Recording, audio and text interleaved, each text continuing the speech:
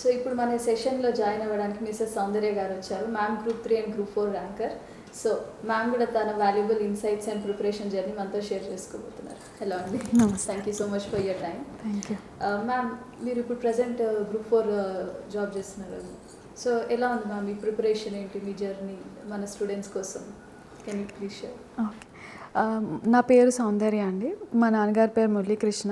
ఆయన national speed typing championship 1998లో. So ఇప్పుడు ప్రజెంట్ టైప్ ఇన్స్టిట్యూట్ ఉంది సపరేట్గా. మా mother Padmakala home maker, and నాకు ఒక చెల్లి ఉంది లక్ష్మీ సౌజన్య CA. నేను బార్న్ అండ్ బాటప్ అంతా హైదరాబాద్లోనే, నా ఎడ్యుకేషన్ అంతా హైదరాబాద్లోనే అయ్యింది. బీటెక్ కెమికల్ ఇంజనీరింగ్ OUలో కంప్లీట్ చేసుకొని అక్కడే ప్లేస్మెంట్ త్రూ MNCలో జాయిన్ అయ్యాను. అయితే ఒక 5 years MNC జాబ్ చేసి అలా కంటిన్యూ చేస్తున్నాను. అసలు ఈ గవర్నమెంట్ జాబ్ తీసుకుందామన్న ఒక అంబిషన్ అయితే ఉండింది, కానీ ఎప్పుడు దాన్ని థాట్లో పెట్టి ఆ యాక్షన్లో చేయాలన్న సపోర్ట్ ఎప్పుడు రాలేదు. సో లక్కీలీ మా హస్బెండ్ నాకు చాలా సపోర్ట్ చేశారు. సో తను కూడా గవర్నమెంట్ జాబ్ ప్రిపరేషన్ ప్రాసెస్లో ఉన్నప్పుడే నేను కూడా నా థాట్స్ చెప్పాను, నాకు ఇంట్రెస్ట్ ఉంది రాయాలనుకుంటున్నాను అన్నప్పుడు తను బాగా నన్ను మోటివేట్ చేసి, తను బాగా సపోర్ట్ చేసి ఈ ప్రాసెస్లో నన్ను కూడా ఎంటర్ చేశారు. సో అలా నేను గ్రూప్ 4, గ్రూప్ 3, గ్రూప్ 2 అన్నీ అటెంప్ట్ చేశాను. ఈ ప్రాసెస్లో నాకు గ్రూప్ 4లో ర్యాంక్ వచ్చి నేను ఇప్పుడు ఎడ్యుకేషన్ డిపార్ట్మెంట్లో గవర్నమెంట్ డిగ్రీ కాలేజ్లో యాజ్ అ జూనియర్ అసిస్టెంట్గా జాయిన్ అయ్యాను. మ్యామ్, ఈ ప్రిపరేషన్ జర్నీ అంటే especially married women, okay, marriage అయిన తర్వాత మీ ప్రిపరేషన్ అప్పుడే మీకు ఇంకా ఆ ఛాలెంజెస్ ఎలా ఫేస్ చేస్తారు, ఆ ప్రిపరేషన్ ఎలా, టైం మేనేజ్మెంట్, అవన్నీ మీ జర్నీ మన స్టూడెంట్స్లో ఆస్పిరెంట్స్ చాలామంది మ్యారీడ్ ఉమెన్ కోసం. యాక్చువల్ చెప్పాలంటే నేను ఈ గవర్నమెంట్ జాబ్ ఎక్కే ముందు కూడా నేను సాఫ్ట్వేరే చేశాను. నా ప్రిపరేషన్ అంతా కూడా నేను యాజ్ అ వర్కింగ్ ఎంప్లాయీ లానే చేయాల్సి వచ్చింది due to various circumstances. So ఆ టైంలో నాకు తక్కువ టైం ఉండింది, బట్ ఎక్కువ ప్రిపేర్ అవ్వాల్సి వచ్చింది.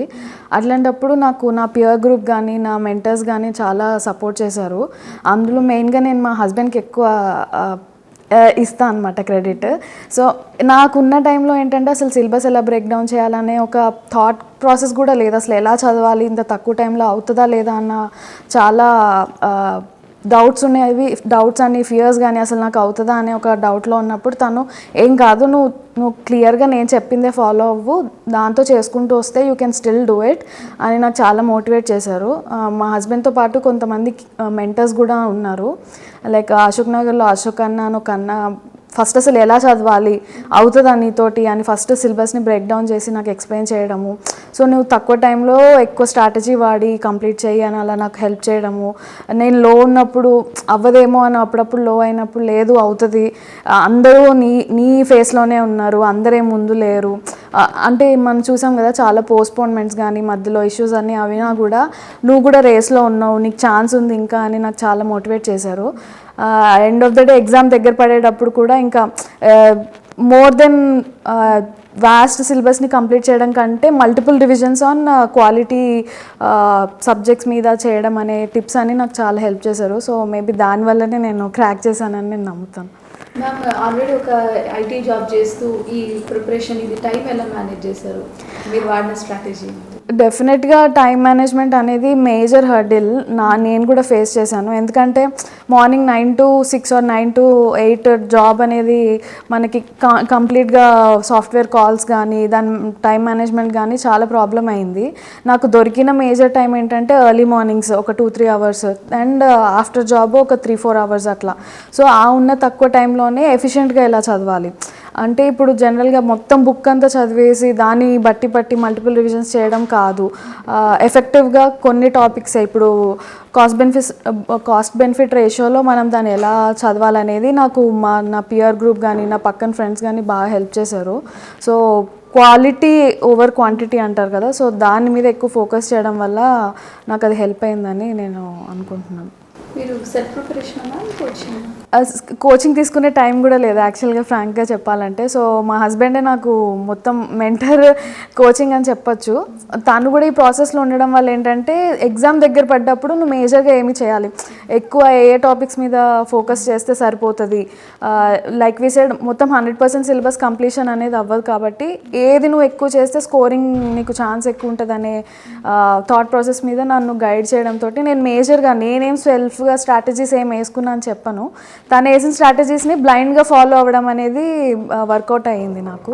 సో యూజువల్లీ మ్యారేజ్ అయిపోయాక చాలామంది గర్ల్స్కి ఫీమేల్ ఆస్పిరెంట్స్ ప్రాబ్లమ్ ఇదే, మ్యారేజ్ అయినాక కెరియర్కి బ్రేక్ పడుతుంది, ఇప్పుడు ఇచ్చినంత ఎఫిషియన్సీ మనం అప్పుడు ఇవ్వలేము, ఇలాంటి మల్టిపుల్ డౌట్స్తో ఉంటాయి అనమాట. బట్ అవన్నీ రాంగ్, మ్యారేజ్ అయ్యాక కూడా సక్సెస్ అవుతుంది అని చెప్పి మీరు ప్రూవ్ చేశారు.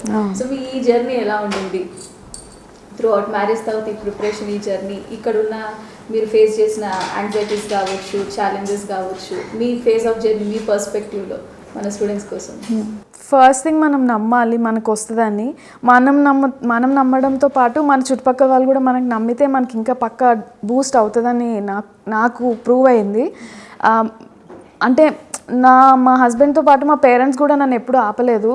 ఏంటి సాఫ్ట్వేర్లో ఉన్నావు కదా మళ్ళీ ఎందుకు ఇదంతా అని వాళ్ళు ఎప్పుడు అనలేదు. మా ఇన్లాస్ కానీ మా పేరెంట్స్ కానీ రాయి అటెంప్ట్ చెయ్యి, నువ్వు చదివావు నీకు కూడా రాస్తే తెలుస్తుంది అనే ఒక మోటివేషన్తోనే వాళ్ళు కూడా ఎప్పుడు ఉన్నారు. సో అలాగే నాకు కూడా కొన్నిసార్లు నాకు కూడా అనిపించేది లో అయ్యి అసలు అవుతుందా, నాతో అవ్వట్లేదు, రెండు నా వల్ల అవ్వట్లేదు, ఒకదాన్ని ఏదో చేద్దామని చాలాసార్లు వదిలేశాను. బట్ ఆ టైంలో నాకు చిన్న చిన్న మోటివేషన్స్ ఇచ్చి లేదు ఈ టాపిక్ కంప్లీట్ చేయి మనం ఇలా ఇక్కడికి వెళ్దాం, అలా నన్ను మా హస్బెండ్ ఎప్పుడు పుష్ చేస్తూ ఉండేవాళ్ళు. సో అలా నాకు ఓకే చేయగలను, నేను ఏమి లాంగ్ టర్మ్ గోల్స్ లాగా నాకు ర్యాంక్ రావాలి జాబ్ రావాలి అన్న థాట్ పెట్టుకోకుండా ఈరోజు ఈ టార్గెట్ కంప్లీట్ చేయాలి, ఈ వీక్లో ఈ సిలబస్ కంప్లీట్ చేయాలన్న ఒక మైక్రో టార్గెట్ ఓరియంటెడ్గా వెళ్ళాను. కాబట్టి నాకు ఎగ్జామ్ టైంలో అఫ్కోర్స్ మనం స్ట్రెక్ చేయాల్సి వస్తుంది. సో అప్పుడు ఆ టైంలో నేను సాఫ్ట్వేర్కి ఒక 1 month బ్రేక్ ఇచ్చి ఎగ్జామ్స్ దగ్గర పడ్డప్పుడు ఎక్కువ అవర్స్ స్ట్రెచ్ చేయడం వల్ల క్వాలిటీగా నేను చదివి క్రాక్ చేశానని నాకు అనిపిస్తుంది. ఒక బిగినర్ స్టూడెంట్స్కి మీరు ఇచ్చే టిప్స్ ఎలా, అంటే ఫీమేల్ ఆస్పిరెంట్స్ కోసము, వర్కింగ్ ఎంప్లాయీస్ కోసం కానీ ఏదైనా ఒక యాజ్ ఎ బిగినర్ ఉన్నప్పుడు వాళ్ళ జర్నీ ఎలా మొదలు పెట్టాలి, మీరు ఈ టిప్స్ ఇలా బిగినింగ్లో మీ జర్నీ ఎలా ఎక్కడి నుండి స్టార్ట్ చేయాలి అనేది మీ తరఫు నుండి టిప్స్? ఫస్ట్ థింగ్ ఏంటంటే మనం మైండ్లో ఫిక్స్ అవ్వాలి, మనం చేయగలము, నాకు జాబ్ రావాలి, నేను చేయగలనని ఒక నమ్మకం వచ్చినప్పుడు ఫస్ట్ మీ ఫ్యామిలీ మెంబర్స్తో డిస్కస్ చేయండి. నాకు ఇలా ఉంది, ఒక థాట్ ప్రాసెస్ ఉంది, నేను ఇలా చేయాలనుకుంటున్నాను, నాకు నమ్మకం ఉంది, నాకు సపోర్ట్ ఉందని వాళ్ళతో డిస్కస్ చేసి వాళ్ళు ఓకే అన్నప్పుడు మన పియర్ గ్రూప్తో మాట్లాడి అసలు ఏమేమి పాసిబిలిటీస్ ఉన్నాయి, నీకు ఎంత టైం నువ్వు ఒక స్టడీ మీద పెట్టగలవు అని డిస్కషన్ చేసి వాళ్ళు మల్టిపుల్ ఇన్పుట్స్ ఇచ్చిన తర్వాత నీకు అవుతుంది అని నీకు అనిపించినప్పుడు మనం సిలబస్ని స్టార్ట్ చేయడం కానీ వేరే పియర్ గ్రూప్స్ కానీ కోచింగ్స్ కానీ మెటీరియల్స్ అలాంటివన్నీ చూసుకుంటే మనకు కూడా ఒక ఐడియా వస్తుంది. ఫస్ట్ స్టార్టింగే మనకి ఏం అర్థం కాదు, అవుతుందా లేదా అనే డైలమా చాలా రోజులు ఉంటుంది. బట్ ఓవర్ ద ప్రాసెస్ మనకు చిన్న కాన్ఫిడెన్స్ వచ్చి మనం టెస్ట్ సిరీస్ రాయడం వల్ల, సిలబస్ ఎక్కువ మల్టిపుల్ టైమ్స్ రివిజన్ చేయడం వల్ల వీ కెన్ డూ దిస్ అనే ఒక కాన్ఫిడెన్స్ వస్తుంది. So all we have to do is believe in ourselves and more than that మనతో పాటు మన పియర్ గ్రూప్ కూడా కాన్ఫిడెన్స్ మనకి ఇస్తుంటే ఆబ్వియస్లీ మనం అచీవ్ చేయగలమని ఐ కెన్ సజెస్ట్. ఇంకా సార్ మీ ఇద్దరు జర్నీ కలిసి, ఇద్దరు ఒకే ఇంట్లో ఇద్దరు గవర్నమెంట్ ఎంప్లాయీస్, సో మీ ఇద్దరి జర్నీ కలిసి ఒకరికొకరు సపోర్ట్ చేసుకున్నారు. So I'm very much sure ఈ journey wasn't that easy for you. So ఈ జర్నీలో మీరు నేర్చుకున్న వాల్యుబుల్ థింగ్స్ మన ఆస్పిరెంట్స్కి యాజ్ అ కపుల్ మీరు ఫేస్ చేసిన ఛాలెంజెస్ ఈ జర్నీ. యాక్చువల్లీ మ్యారేజ్ అయిపోయిన తర్వాత మళ్ళీ ఎగ్జామ్ పోస్ట్పోన్ అయింది కదా, ఆ 6 months టైంలో ఎక్కడ ఉండాలి ఏంటి అనే డైలమా ఉన్నప్పుడు ఇద్దరం హాస్టల్లో జాయిన్ అయిపోయాను. సో ఆ టైంలో వేరే డిస్టర్బెన్సెస్ ఉండొద్దు, స్ట్రాంగ్గా ప్రిపేర్ అవ్వాలి అని చెప్పని తను ఇద్దరం వేరే హాస్టల్లో జాయిన్ అయ్యి మళ్ళీ కంబైన్ స్టడీ చేయడం స్టడీ హాల్లో. ఆ ఫేస్ అనేది అంటే అందరూ మా రిలేటివ్స్ అని ఉన్నాయి మ్యామ్, ఇప్పుడే మ్యారేజ్ అయింది మళ్ళీ హాస్టల్ ఏంటి సపరేట్గా ఉండాలి కదా అది ఇదని. కానీ మాకు తెలుసు ఆ టైంలో టువర్డ్స్ ప్రిపరేషన్ ఉండాలి సీరియస్గా అనేది. నేను మా వైఫ్తో మాట్లాడినా, మనం సీరియస్గా ఉంటే ఇది చేయొచ్చు అని చెప్పి. తను కూడా సపోర్ట్ తీసుకొని ఇద్దరం హాస్టల్లోనే ఉండి చదువుకుంటూ ఇద్దరం ఇక మాకున్న చిన్న లీజర్ టైం అంటే బ్రేక్ టైమ్స్ కానీ మిగతా రెస్ట్ ఆఫ్ టైం ఇద్దరు అండర్స్టాండింగ్ అంతా స్టడీ టైంలోనే అయిపోయింది. అక్కడే ఇద్దరం కలిసి చదువుకోవడం అదంతా చేశాను. తినకొచ్చి తినకి smart like I feel she is talented. So అందులో నాకు బాగా కాన్ఫిడెన్స్ ఉండే తిని కొడుతుంది జాబ్ ముందే అని చెప్పి. అందుకనే టు బి ఫ్రాంక్ నేను యూపీఎస్సీ బ్యాక్గ్రౌండ్ నుంచి వచ్చిన, నేను అన్ని క్లాసెస్ విని అన్నీ చేసిన. బట్ తినుకి ఏ ప్రిపరేషన్ లేదు, కోచింగ్ తెలీదు. జస్ట్ నేను నా సీనియర్ మేమిద్దరమే ఏదైతే చెప్పినామో అవే చదివి రాసి వచ్చింది. That's a great thing actually. నిజంగా చాలా గ్రేట్ మ్యామ్. అంత తక్కువ టైంలో ఇన్ని మల్టిపుల్ థింగ్స్ రెస్పాన్సిబిలిటీస్తో. అవును, సాటర్డే సండేసే తన మెయిన్ బ్రేక్ టైం. బట్ ఆ టైంలోనే పాపం చదువుకునేది డైలీ. ఆ లాంగ్ అవర్స్ అక్కడే స్ట్రెచ్ చేసుకునేది. ఒక టాపిక్ బుక్ తీసుకుంటే ఆ 2 డేస్లోనే బుక్ ఫినిష్ చేసేది మేము ఎక్స్ప్లెయిన్ చేసి. వీక్ మొత్తం తను ఆ బుక్ని రివైజ్ చేసుకునేది. అట్లా మేము ఎక్స్ప్లెయిన్ చేసిన దాంతో బాగా కష్టపడింది. ఇన్ఫ్యాక్ట్ టెస్ట్ సిరీస్ రాయడానికి తనకు టైం లేకుండే. ఆ మూమెంట్లో తను అదే కొంచెం చేశారు మ్యామ్ టెస్ట్ సిరీస్, మాక్ టెస్ట్లు అవి? యాక్చువల్లీ మా హస్బెండ్ వాళ్ళే టెస్ట్ సిరీస్ రాసి వాళ్ళు ఒక షార్ట్ నోట్స్ ప్రిపేర్ చేసేవాళ్ళు. అంటే అందులోంచి మనకి వచ్చే వాల్యుబుల్ ఇన్పుట్స్ కానీ వాల్యూ ఎడిషన్ పాయింట్స్ అవన్నీ రాసి తను నోట్స్ ప్రిపేర్ చేసినప్పుడు నేను ఆ నోట్స్ని డైరెక్ట్గా రివిజన్ చేసుకునేదాన్ని. Instead of I doing test series నాకు అంత స్కోప్ లేదు కాబట్టి వాళ్ళు తీసుకున్న ఇన్పుట్స్ని నేను రివైజ్ చేయడం వల్ల అండ్ మల్టిపుల్ Q&A సెషన్స్ చేయడం వల్ల కొంతమందికి సెల్ఫ్ ప్రిపరేషన్ బాగా హెల్ప్ అవుతుంది. నాకు ఏంటంటే Q&As కానీ గ్రూప్ డిస్కషన్స్ ఎక్కువ మెమరైజ్ చేయడానికి హెల్ప్ అయిందని నాకు అనిపించింది.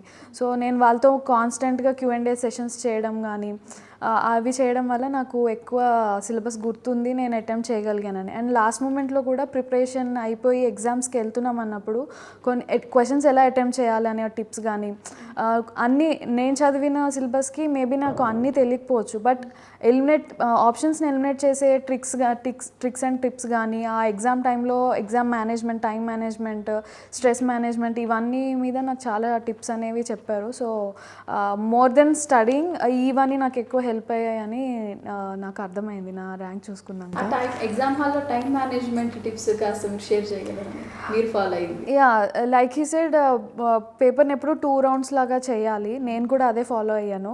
ఫస్ట్ రౌండ్లో నాకు ఎన్ని అవుతుంది, నేనేమి ఇలా 90+ అవ్వాలన్న అంత లేదు. బికాజ్ నాకు అంత ఏమంటారు ప్రిపరేషన్ అనేది కంప్లీట్ అవ్వలేదు కాబట్టి మోర్ దెన్ దట్ నేను ఫస్ట్ రౌండ్లో ఎంత కాన్ఫిడెంట్గా ఎన్ని పెట్టగలిగాను అది మెయింటైన్ చేసుకున్నాక నెక్స్ట్ రౌండ్లో ఎలిమినేషన్ ప్రాసెస్ని ఎక్కువ వాడాను. అట్లీస్ట్ 4 ఆప్షన్స్ నుండి 2 ఆప్షన్స్ వరకు ఎలిమినేట్ చేసి అక్కడ నా 50-50 ఛాన్స్ని నేను టెస్ట్ చేసుకోవడము. అలా చిన్న స్ట్రాటజీస్, వాటర్ ఎక్కువ తాగడము, స్ట్రెస్ అవ్వకుండా ఏదో జాబ్ కొట్టేయాలన్న స్ట్రెస్లో కాకుండా నా అటెంప్ట్ బెస్ట్గా ఇవ్వాలి, నేను వచ్చినంత వరకు నా బెస్ట్గా ఇవ్వాలి అన్న ఒక థాట్ ప్రాసెస్లోనే నేను ఎగ్జామ్ రాయడం జరిగింది. సో అదే నాకు హెల్ప్ అయింది. ఇంకా మీరు ప్రిపరేషన్లో ఉన్నారా మ్యామ్? మీరు ఫర్దర్ ఎగ్జామ్స్కి ప్రిపేర్ అవుతున్నారా? అవుతున్నాను. యాక్చువల్ మళ్ళీ నోటిఫికేషన్ పడితే రాద్దామనే ఉంది. హోప్ఫుల్లీ మా హస్బెండ్ సపోర్ట్ తోటి గ్రూప్ 1, గ్రూప్ 2 కూడా రాద్దాం అనుకుంటున్నాను. హోప్ఫుల్లీ మ్యామ్ ఖచ్చితంగా మీకు బ్లెస్సింగ్స్ ఉంటాయి అందరికి God. So ma'am test series మీకున్న ఈ షార్ట్ టైంలో మీకు ఓన్లీ వీకెండ్సే ఉండింది. ఈ షార్ట్ టైంలో మీరు టెస్ట్ సిరీస్ని, మాక్ టెస్ట్ని వీటిని ఎలా అప్రోచ్ అయ్యారు, ఎలా వాటిని ఎలా అటెంప్ట్ చేశారు? నాకున్న టైం కాన్స్టెంట్కి యాక్చువల్గా టెస్ట్ సిరీస్ అన్నీ అటెంప్ట్ చేసే అంత స్కోప్ లేకుండా మేడం. సో ఫస్ట్ నేను ఏంటంటే మల్టిపుల్ రివిజన్స్ చేసి కొంచెం నాకు కాన్ఫిడెన్స్ వచ్చింది సబ్జెక్ట్ మీద అన్నప్పుడు మా పియర్ గ్రూప్ కానీ మా హస్బెండ్ కానీ రాసిన టెస్ట్ సిరీస్ని ఆల్రెడీ అటెంప్ట్ చేసిన పేపర్స్ని నేను తెచ్చుకొని నేను కరెక్షన్ చేయడానికి ట్రై చేసేదాన్ని. అంటే ఆన్సర్ షీట్ని క్వశ్చన్ పేపర్ని పక్కన పెట్టుకొని కంపేర్ చేసి నాకు తెలియని పాయింట్స్ని హైలైట్ చేసుకొని అలా చేయడం వల్ల నాకు ఇండైరెక్ట్గా ఆల్దో నేను అటెంప్ట్ చేయకపోయినా నాకు అందులో తెలియని పాయింట్స్ అన్నీ కవర్ అయ్యేవి. సో అలా ఎక్కువ టెస్ట్ సిరీస్ని నేను డైరెక్ట్గా అటెంప్ట్ చేయకపోయినా ఇండైరెక్ట్గా అటెంప్ట్ చేసేదాన్ని. అండ్ అఫ్ కోర్స్ ఎగ్జామ్ ముందు మటుకు మనం ఎప్పుడైతే స్ట్రెచ్ చేస్తామో మన స్టడీ హవర్స్ని అప్పుడు మటుకు మళ్ళీ ఒకసారి టెస్ట్ సిరీస్ని చూడడము, రియల్ టైంలో ఎగ్జామ్ ఎన్వైర్న్మెంట్ని అలవాటు చేసుకోవడానికి టెస్ట్ సిరీస్ అనేది అప్పుడు నేను ఎక్కువ అటెంప్ట్ చేశాను. సో ఐటీ జాబ్ అంటేనే కొంచెం స్ట్రెస్ఫుల్ అని మనం విని ఉంటాం. మళ్ళీ గవర్నమెంట్ ప్రిపరేషన్ ఇదో స్ట్రెస్ఫుల్. ఎట్లా కోప్ చేశారు మ్యామ్ మీరు? రెండు ఎలా మేనేజ్ చేశారు? ఈ స్ట్రెస్ని ఎట్లా హ్యాండిల్ చేశారు? మెయిన్గా మనకి మోరల్ సపోర్ట్ ఉండాలి మేడం. అండ్ ఆఫ్ కోర్స్ మనకు కూడా కొన్నిసార్లు లో అయిపోతాం అసలు అవుతుందా లేదా అన్న టైంలో. సో అట్లాంటప్పుడు మన పియర్ గ్రూప్ తోటి ఎక్కువ కనెక్ట్ అయ్యి వాళ్ళతో డిస్కషన్ చేయడం కానీ, కొంచెం మైండ్ డివేషన్కి మనము వేరే సబ్జెక్ట్స్ చూడడం లైక్ కరెంట్ అఫైర్స్ చూడడం కానీ, Q&A సెషన్స్ పెట్టుకోవడము, ఇలా కొంచెము డైరెక్ట్గా మనం సెల్ఫ్ ప్రిపరేషన్ అవ్వడం కంటే మన పియర్ గ్రూప్ తోటి ఎక్కువ ఇంటరాక్ట్ అవుతే నాకు అట్లీస్ట్ నాకు అలా వర్కౌట్ అయ్యింది. సో ప్యాసివ్ రీడింగ్ అని చెప్పొచ్చు. యాక్టివ్గా నేను కూర్చొని చదివే కంటే డిస్కషన్స్లో ఎక్కువ చేసే పాయింట్స్ నాకు బాగా గుర్తున్నాయి madam. So thank you so much అండి. మీ ఇద్దరు ఇంత దూరం వచ్చేసి మా స్టూడియోకి ఇంత valuable information actually from the beginning ఒక బిగినర్ మైండ్లోకి వచ్చే డౌట్స్తో సహా అన్నీ ఇంత క్లియర్గా మీరు ఎక్స్ప్లెయిన్ చేశారు. సో అందరికీ ఉన్న మ్యాక్సిమం మేజర్ ఛాలెంజెస్ని ఇష్యూస్ని ఎట్లా ఫేస్ చేయాలి అనేది అంతా మీరు ఇంత పాజిటివ్గా ఒక ఆర్గనైజ్డ్ వేగా అంతా ఇచ్చారనమాట. సో ఇట్లా ఒక చాలామంది కపుల్కి తర్వాత కూడా పెళ్ళైన తర్వాత కూడా జాబ్ కొట్టవచ్చు అనే దానికి మీ జంట ఎంతోమందికి ఆదర్శం. So that's my heartly congratulations for that ma'am. మీరు అనుకున్నట్టు మీరు కోరుకున్న యూపీఎస్సీ గ్రూప్ అనేది ఖచ్చితంగా రావాలని మనస్ఫూర్తిగా ఆశిస్తున్నాం. అలా ఆ రోజు మళ్ళీ మేము మిమ్మల్ని ఇంటర్వ్యూ చేస్తాము మీ ఇద్దరిని. థ్యాంక్ యూ సో మచ్ అండి ఇంత దూరం వచ్చినందుకు. మీరు ఎప్పటికీ అందరికీ inspiration. Hartley congratulations once again. Thank you.